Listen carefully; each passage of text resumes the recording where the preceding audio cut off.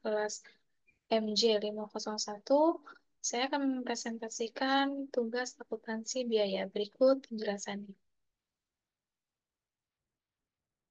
Saya mengambil sesi 3, yaitu metode harga pokok pesanan. Metode harga pokok pesanan adalah metode penentuan harga pokok produk yang digunakan oleh perusahaan yang memproduksi produk berdasarkan pesanan khusus dari pelanggan. Dalam metode ini, biaya produksi dikumpulkan untuk setiap pesanan dan dihitung secara individual. Karakteristiknya adalah biaya produksi dikumpulkan untuk setiap pesanan. Harga pokok per unit dihitung dengan membagi total biaya produksi untuk pesanan tersebut dengan jumlah unit yang diproduksi. Lalu, biaya bahan baku dan biaya tenaga kerja langsung mudah diidentifikasi dan dialokasikan ke pesanan. Biaya overhead pabrik dialokasikan ke pesanan menggunakan metode alokasi dan terpredikat dan konsisten.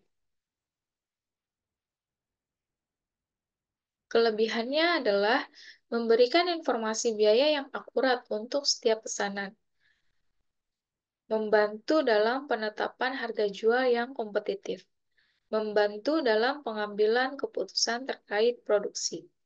Kekurangannya adalah membutuhkan pencatatan yang lebih kompleks. Biaya overhead pabrik yang dialokasikan mungkin tidak akurat, sulit digunakan untuk produk yang diproduksi massal. Kesimpulannya adalah, metode harga pokok pesanan adalah metode yang tepat untuk perusahaan yang memproduksi produk berdasarkan pesanan khusus. Metode ini memberikan informasi biaya yang akurat dan membantu dalam pengambilan keputusan. Berikut adalah studi kasusnya.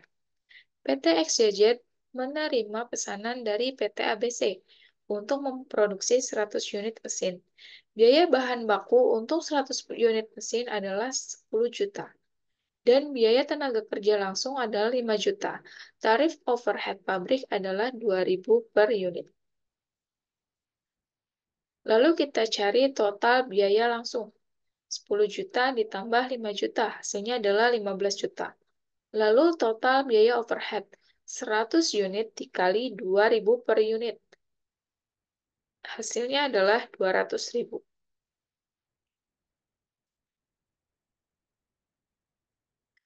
Harga pokok pesanan yaitu 15 juta ditambah 200.000 sama dengan 15.200.000. Lalu kita cari harga pokok per unit. 15.200.000 dibagi 100 unit, hasilnya adalah 152.000 per unit.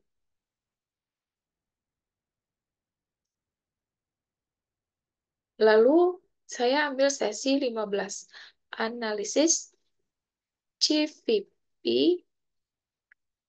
yaitu titik impas dan titik output. Analisis CVP atau cost volume profit adalah suatu metode untuk menganalisis hubungan antara biaya, volume penjualan, dan laba. Analisis ini membantu perusahaan untuk memahami bagaimana perubahan volume penjualan dan biaya akan mempengaruhi laba. Titik impas atau break-even point adalah titik di mana total pendapatan sama dengan total biaya. Pada titik ini, perusahaan tidak mengalami laba atau rugi.